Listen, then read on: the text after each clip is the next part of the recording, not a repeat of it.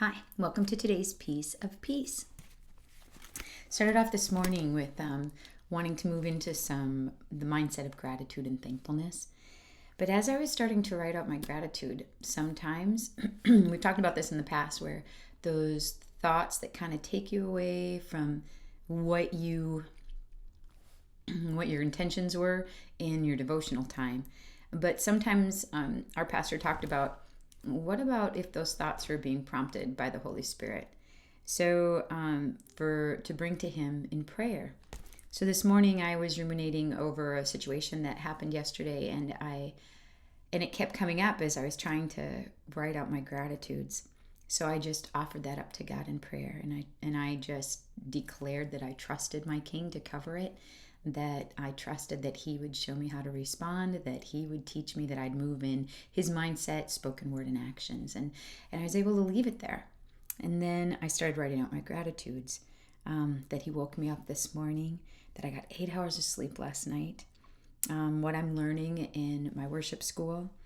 And then I went on another trail. A thought came in, and I brought that up to God and laid that before Him, and then came back. And then I went on another trail number 3, and a thought that came in and brought that up to God.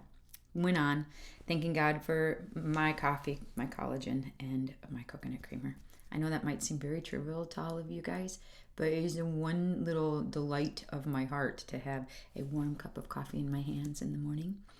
I was thanking Him and had gratitude for peace, for music being pulled together, for a worship concert that we're going to be doing on our patio over our whole neighborhood coming up on the 26th of September. Love that the music was coming together. Gratitude for His word. Gratitude for the joy that I was feeling while I was dialoguing with some of the musicians that are going to be playing on the 26th. And just that joy of excitement of being together and worshiping God together. And it was really a treasure. I could feel the anticipation just in the process of putting it together. And I was so grateful for that. It was really a beautiful thing. And for His love and for my time with Him. So that brought me into our devotion today, which I'm reading out of Our Daily Bread. You can download that app. You can order that booklet online. But we're going to be reading out of Leviticus today. And it'll be Leviticus 19, verses 9 through 18. So I will read that. I had this entirely underlined, starred, and I must have been through this a lot in my past. So coming back to it, Leviticus 19, starting in verse 9. When you reap the harvest of your land, do not reap the very edges of your field or gather the gleanings of your harvest. Do not go over your vineyard a second time or pick up the grapes that have fallen. Leave them for the poor and the alien. I am the Lord your God. I had written in my side notes, like I write all over the inside of my Bible, but God's plan was to offer that to the poor or someone who has been an immigrant here, because they don't have they need more than those of us that are established here. And he really said, leave that. Don't glean over it twice. Don't pick up what's fallen down. Let the poor and the alien have that. And it went on to say, do not steal, do not lie, do not deceive one another. That's a very important word for today. Do not steal, do not lie, do not deceive one another. Do not swear falsely by my name and so profane the name of your God. I am the Lord. Do not defraud your neighbor or rob him. Do not hold back the wages of a hired man overnight.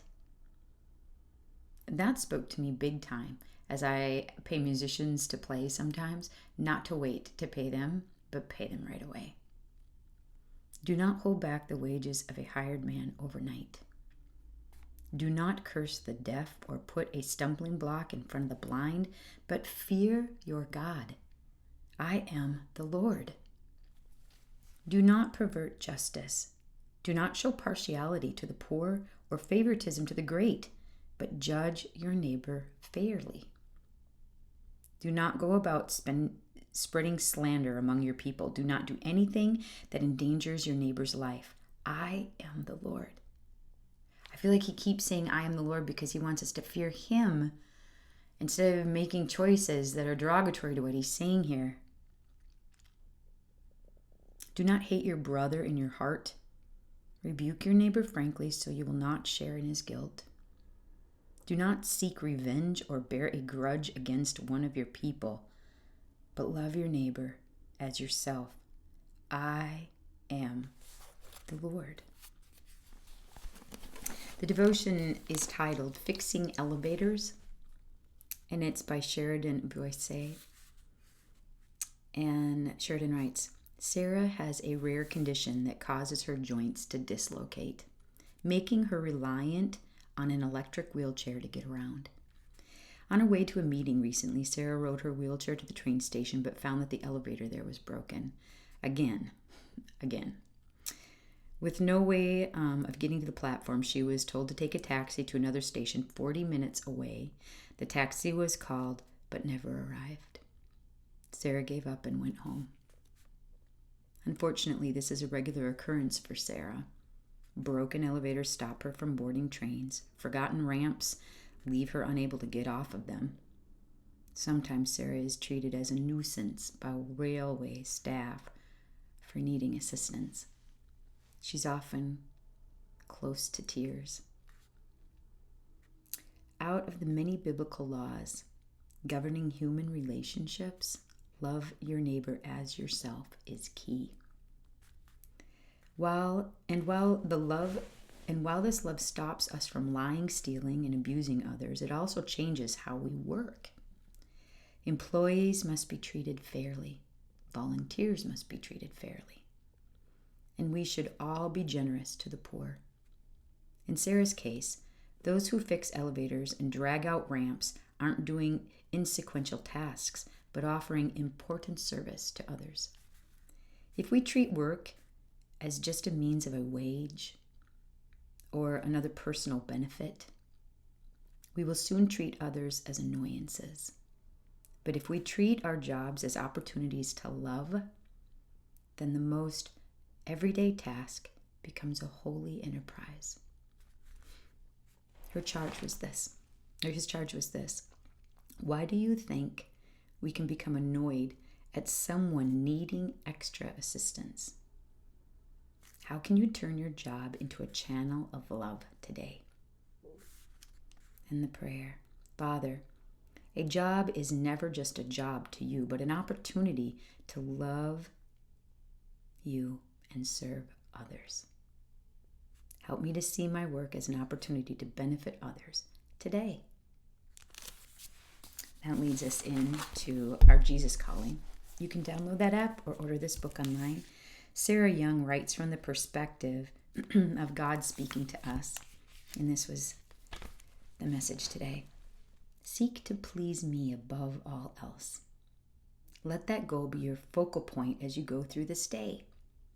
Such a mindset will protect you from scattering your energy to the winds. The free will I bestow on you comes with awesome responsibilities.